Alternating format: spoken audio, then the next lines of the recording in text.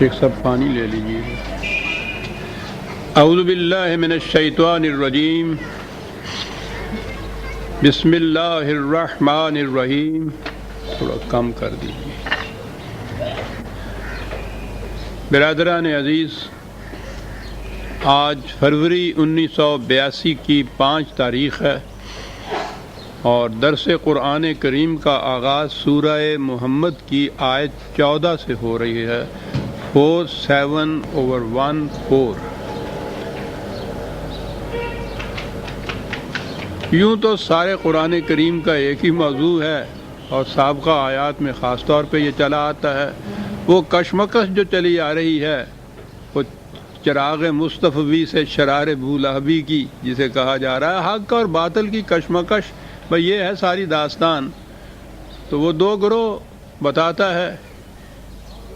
ایک گروہ وہ کہ جو ان ویلیوز کے تابع زندگی بسر کرتا ہے جو غیر متبدل ہیں، وحی کے ذریعے سے عطا ہوئی ہیں، جس میں نوع انسانی کی منفعت پیش نظر ہے. اور دوسرا گروہ وہ ہے کہ جس کو اپنا ہی مفاد سامنے ہے، اس کے ویلیوز کی کوئی بات نہیں. طبعی زندگی منتہا ہے، اسی کا مفاد ان کے پیش نظر ہے. تو یہ 2 گروہ ہیں جن کا ٹکراؤ شروع سے چلا آ رہا ہے. آخری آیت میں بھی یہی چیز تھی. ایک کو وہ اصحاب جنت کہتا ہے، دوسرے کو اہل سقر کہتا ہے. ایک کا مومن کہتا ہے، دوسرے کو کافر کہتا ہے. اور انہی 2 کے متعلق اب کہا ہے اگلی آیت میں کہ افمن کان علی بینۃ من ربہ کمن زین لہ سوء عملہ واتبعوا اہواءہم. کیا بات ہے، ایک ایک لفظ قرآن کریم کا کتنا جامع چلا آ رہا ہے. وقت بھی تھوڑا ہوتا ہے اور پھر زندگی بھی تھوڑی ہوتی ہے، ورنہ قرآن کے تو ایک ایک لفظ پہ پتہ نہیں کتنا وقت چاہیے آدمی کو. کہا کہ یہ 2 گروہ ہیں. ذرا غور کیجئے کہ کیا یہ 2 برابر ہو سکتے ہیں. اور کیا یہاں کہا ہے، ایک وہ ہے کہ جو نہایت واضح شاہراہ کے اوپر چلا جا رہا ہے، جو اسے سیدھا منزل مقصود تک پہنچا دے گا. کسی قسم کا الجھاؤ نہیں، فریب خوردگی نہیں، غلط فہمی نہیں، فریب دہی نہیں. صاف واضح راستہ منزل تک پہنچانے والا. دوسرا گروہ ہے کہ جسے اس کے غلط کام صحیح بن کر دکھائی دیتے ہیں، برائی بھلائی بن کر دکھائی دیتی ہے. یعنی یہ عجیب چیز ہے خود فریبی کی کہ اسے غلط کام اچھے بن کر دکھائی دیتے ہیں، بلکہ مزین نظر آتے ہیں، خوشنما نظر آتے ہیں. یہ کون سا طبقہ ہے؟ کھلے بندوں جو لوگ خلاف ورزیاں کرتے ہیں ان قوانین کی، ان اقدار کی، وہ اس خود فریبی میں مبتلا نہیں ہوتے. وہ دھڑلے سے یہ سب کچھ کرتے ہیں کہ ٹھیک ہے ہم نہیں مانتے، ہم وہی کچھ کریں گے جو ہمارا دل چاہے گا. انہیں سوء عمل ان کا جو ہے، بری بات بھلائی بن کے دکھائی نہیں دیتی. بھلائی انہیں بن کے دکھائی دیتی ہے کہ جو چیزیں تو غلط ہوتی ہیں لیکن اس خود فریبی میں مبتلا ہوتے ہیں کہ یہ بالکل صحیح کام ہے، مذہب کا کام ہے، اسلام کا کام ہے، دین کا کام ہے، نیکی کا کام ہے، اور وہ اس خود فریبی میں مبتلا رہتے ہیں.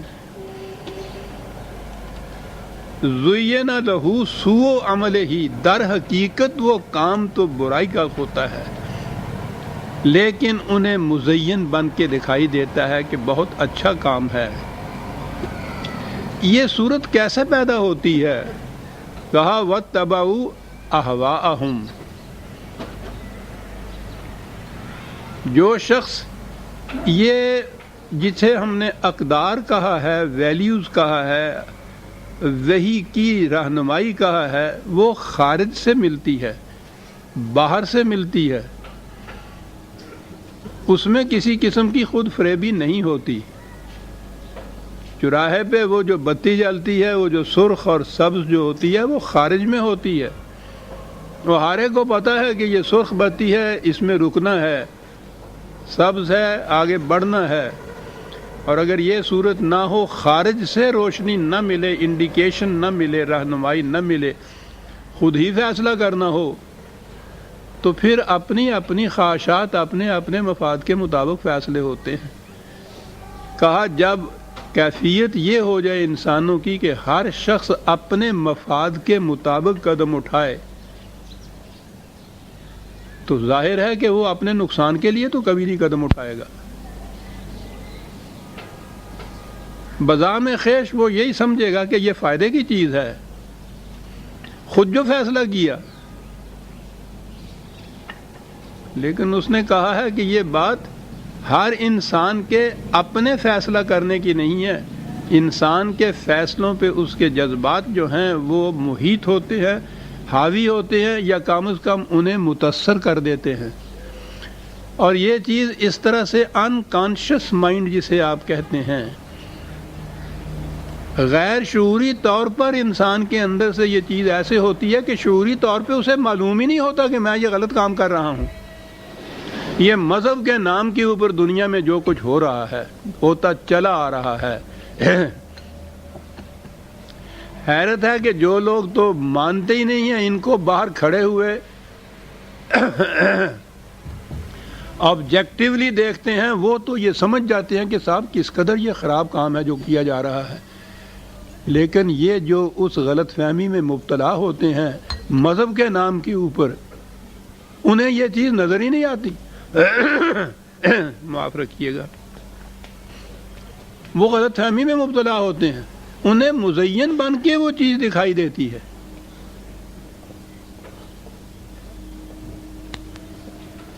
وَاتَّبَعُوا أَهْوَاءَهُمْ،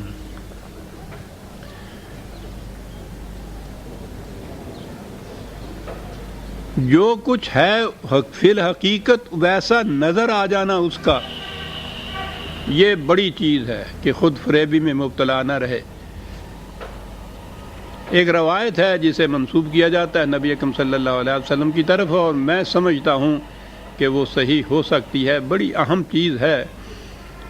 فرمایا کہ دعا ہے یہ کہ اللہم ارنا حقائق الاشیاء کما ہی، یا اللہ مجھے ہر شے کی حقیقت کو جیسی وہ فی الحقیقت ہے صلاحیت دے کہ میں وہ دیکھ سکوں کہ وہ فی الحقیقت کیسے ہے۔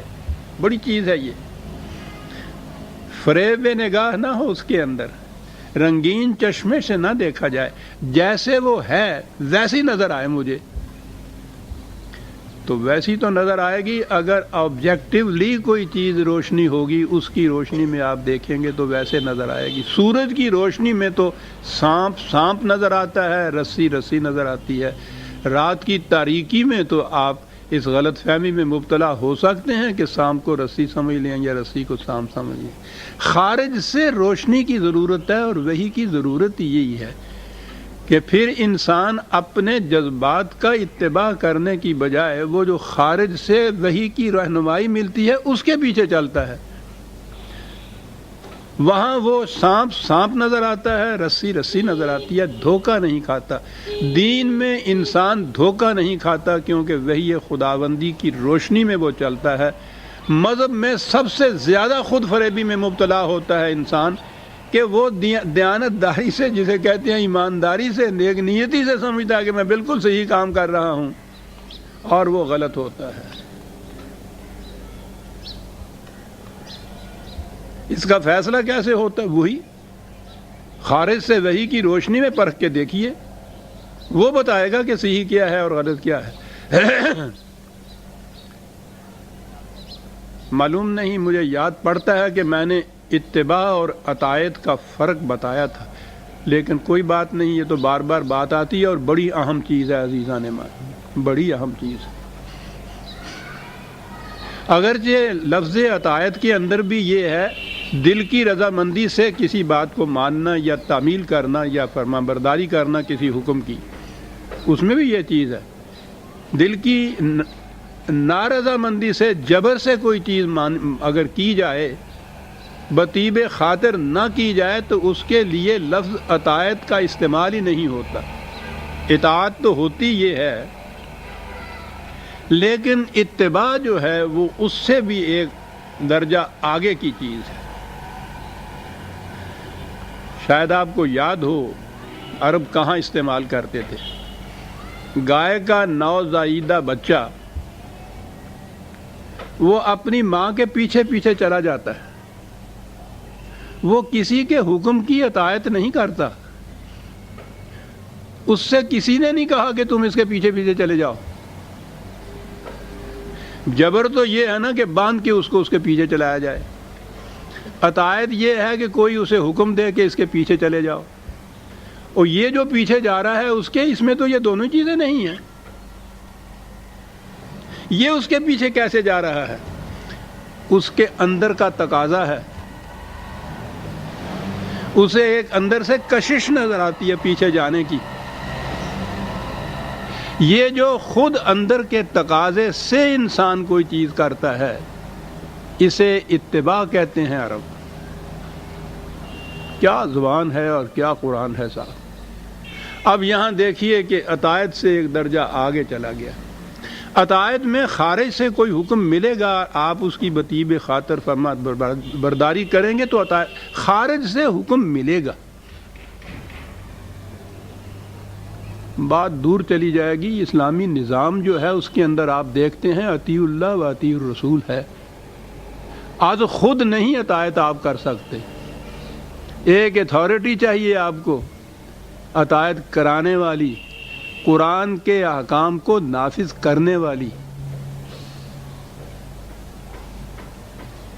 وہ دیکھے گی کہ کس وقت قرآن کا کون سا حکم ہے جس کی اطاعت کرائی جانی مقصود ہے، وہ اس حکم کو، اس قانون کو نافذ کرے گی، وہ حکم دے گی۔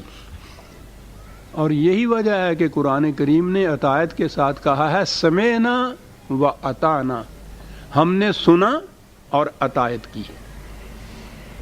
اس کے لیے سننے کی شرط ہے، سنانے والا موجود ہونا چاہیے۔ دین جب مذہب میں تبدیل ہوا ہمارا تو یہ سنانے والا نہیں تھا، مرکزیت ختم ہو گئی تھی، خلافت نہیں رہی تھی، قرآن کے احکام نافذ کرنے والا کوئی نہیں رہا تھا، اپنے اپنے طور پہ اطاعت شروع کر دی، تو یہ تو مقصود ہی نہیں تھا اس کا، وہ تو سمعنا و اطعنا ہے۔ آپ دیکھتے ہیں کہ ایک ایک لفظ میں کس طرح سے پورا نظام آ جاتا ہے جو قرآن دینا چاہتا ہے۔ لفظ اطاعت کے اندر نظام کا پہلو موجود ہے کہ خارج سے کوئی حکم دینے والا ہو تم سنو اور اطاعت کرو۔ ایک تو یہ بات ہوئی، اور بسیار شیوا ہاست بوتہرا کے نام نیست، بہت سی اطاعتیں، اب میں اطاعت کا لفظ لے رہا ہوں، وہ جو اتباع کا لفظ ہے، خارج سے اس میں حکم نہیں آتا، دل کے ارادے کے لیے خارج کا حکم نہیں ہوتا۔